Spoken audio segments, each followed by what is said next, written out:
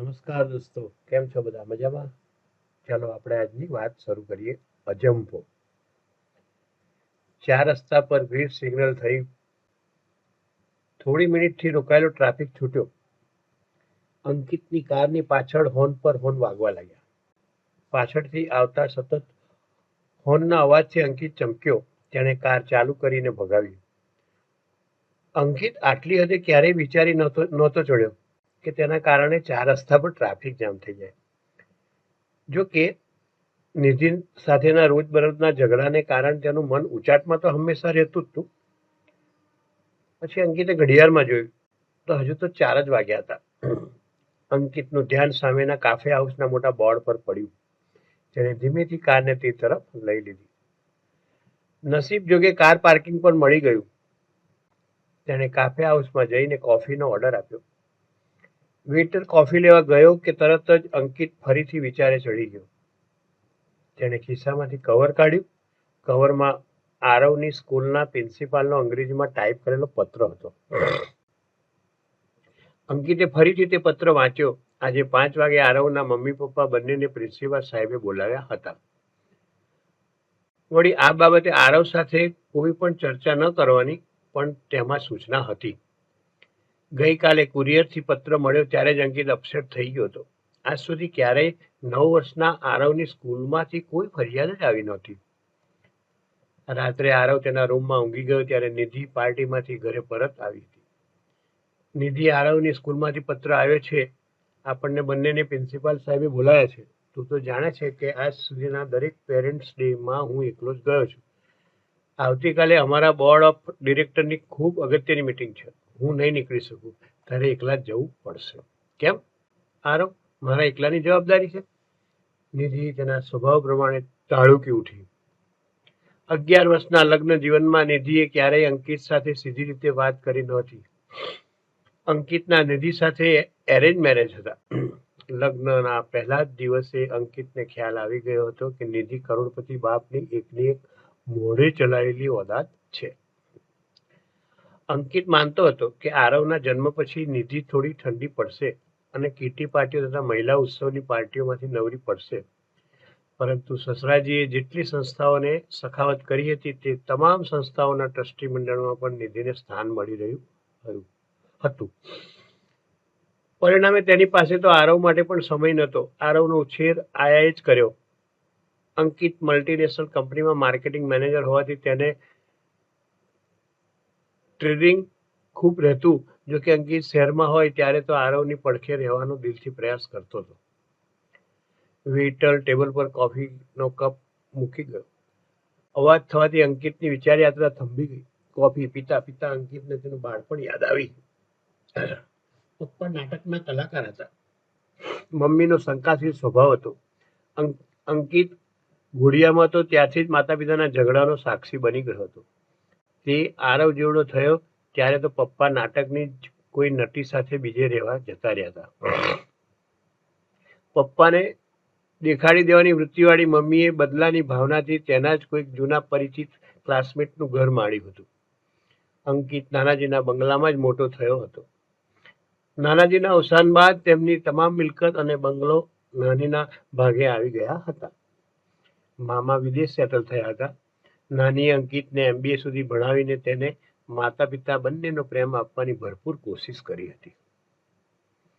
અંકિતને આજે પણ તે દિવસ બરોબર યાદ હતો કે જ્યારે નાની છેલ્લી માંદગીના દિવસો હતા. યુવાન અંકિતે રાત દિવસ જોયા વગર નાનીની બહુ સેવા કરી. એક દિવસ અંકિતે નાનીને કહ્યું હતું કે જો મારા લગ્ન બાદ બાળક થશે તો હું કોઈ પણ સંજોગોમાં તેની મમ્મીથી અલગ નહીં થઉં.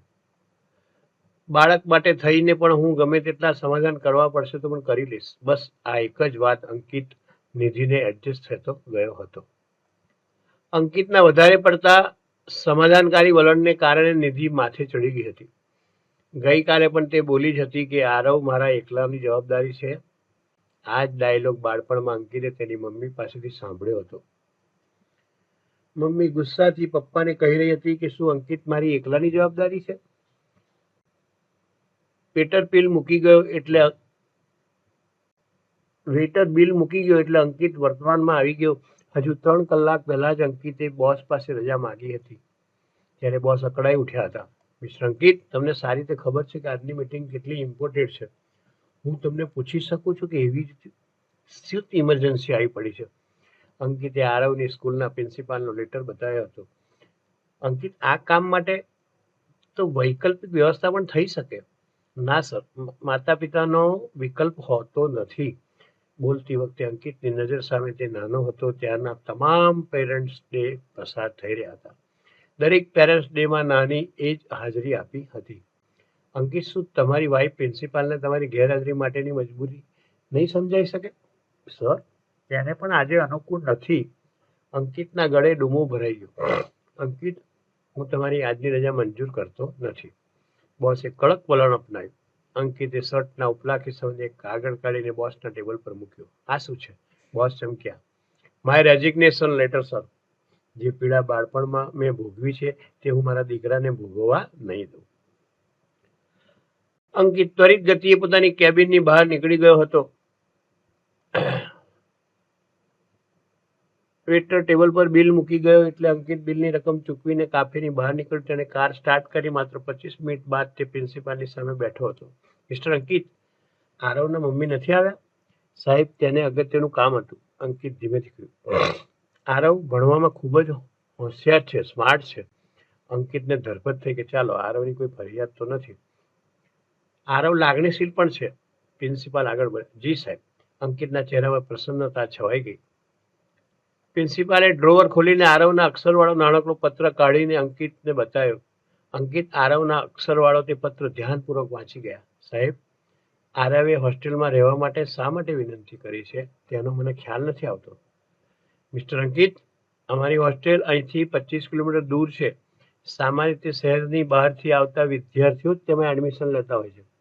તમારું ઘર તો અહીં માત્ર 2 કિલોમીટરમાં જ છે. છતાં આરવ શા માટે હોસ્ટેલમાં રહેવા માંગે છે? સાહેબ, હું સાચું કહું, આ બાબતે હું કંઈ જ જાણતો નથી. તમે તેના ફાધર છો, તમને આ વિશે ખબર હોવી જોઈએ. પ્રિન્સિપાલે કડક ટોનમાં કહ્યું. Yes sir. મિસ્ટર અંકિત, મારું ટીચિંગ લાઈનનું 32 વર્ષનો અનુભવ એવું કહે છે કે જે બાળકને ઘરમાં ગમતું ન હોય તે જ હોસ્ટેલમાં રહેવા માટે લલચાતું હોય છે.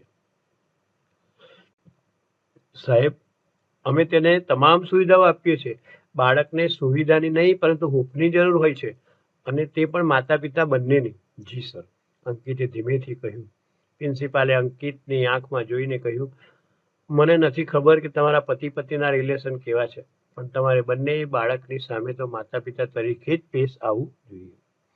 જો તેની સામે તમે ઝઘડતા હશો તો બાળકને ક્યારેય ઘરમાં ગમશે નહીં. માત્ર એટલું જ નહીં, પરંતુ આવા બાળકનું બાળપણ જ અજંપામાં વીતતું હોય છે. પ્રિન્સિપાલ સાહેબ, I will take care. Thanks for advice. Ankit પ્રિન્સિપાલની કેબિનની બહાર નીકળ્યો ત્યારે તેના કાનમાં પ્રિન્સિપાલના શબ્દોના પડઘા પડી રહ્યા હતા. આવા બાળકનું બાળપણ અજંપામાં જ વીતતું હોય છે. અંકિત ફિક્કું હસ્યો. તે શાળાના મેદાનમાં પાર્ક કરેલી કારમાં બેઠો. ફરીથી પ્રિન્સિપાલના શબ્દો તેના કાનમાં જાણે કે પડઘાયા. આવા બાળકનું બાળપણ અજંપામાં જ વીતતું હોય છે. અંકિતે તેના બંને હાથ વડે કાન દાબી દીધા. તે જોરથી બોલી ઉઠ્યો. પ્રિન્સિપાલ સાહેબ, તમે મને શું સમજાવવાના હતા? આરવનો અજંપો મારાથી વધારે કોણ સમજી શકવાનું છે? સાંજે અંકિત ઘરમાં એકલો જ હતો. નિધિ હજુ પાર્ટીમાંથી ઘેર આવી નહોતી. અચાનક ડોરબેલ રણકી. અંકિતે દરવાજો ખોલ્યો. ખવા દફતર સાથે ગંભીર ચહેરે આરવ ઊભો હતો. પપ્પા, ટીચરે મને કહ્યું હતું કે તમે આજે પ્રિન્સિપાલને મળવા આવ્યા હતા. હા બેટા, તેમને મને બોલાવ્યો હતો. ઇનફેક્ટ મારી સાથે તારી મમ્મીને પણ બોલાવી હતું, પરંતુ તું તો જાણે જ છે કે મમ્મી હમણાંથી ખૂબ જ બિઝી રહે છે, તેથી હું એકલો જ આવ્યો હતો. પપ્પા સોરી, મારા કારણે તમારે સ્કૂલમાં આવવું પડ્યું. આઈ પ્રોમિસ હવે પછી આવું ક્યારેય નહીં થાય. આરવે પોતાના ગળા પર હાથ રાખીને રડમસ અવાજે કહ્યું. બેટા, ભૂલ અમારી છે. તને ઘરમાં ગમે તેવું વાતાવરણ આપવામાં આવે, અમે જ થાપ ખાઈ ગયા છીએ. હવે પછી તું હોસ્ટેલમાં જવાની વાત ક્યારેય ન કરતો. હું તમારી સાથે જ છું. અંકિત આરવને વળગીને રડી પડ્યો. પપ્પા, મારે તમારી સાથે મમ્મીની પણ જરૂર છે. તમારી જેમ મમ્મી મને ક્યારે સમજશે? આરવ પણ રડી પડ્યો. ત્યાં જ અચાનક રૂમના ખૂણામાંથી ડૂસકું સંભળાયું. હા નિધિ, થોડી વાર પહેલા જ અચાનક આવી ચડી હતી. પારણાની પાછળ ઊભા રહીને તેણે બાપ દીકરાની તમામ વાતો સાંભળી હતી. બેટા, આઈ એમ સોરી, મારી પહેલી જવાબદારી તો તું અને તારા પપ્પા જ છે. આરવ દોડીને મમ્મીને વળગી પડ્યો. નિધિ અને અંકિતની આંખમાંથી વહેતી અશ્રુધારામાં આરવનો અજંપો ધોવાઈ ગયો. હવે તેને વિશ્વાસ થયો કે તેને આજ પછી માતા પિતા બંનેનો પ્રેમ મળશે. દોસ્તો, આ એક બહુ લઘુ કથા હતી, ખૂબ સુંદર છે. જો આપને પસંદ આવી હોય તો લાઈક અને શેર કરજો અને સબસ્ક્રાઈબ કરજો. જય શ્રી કૃષ્ણ.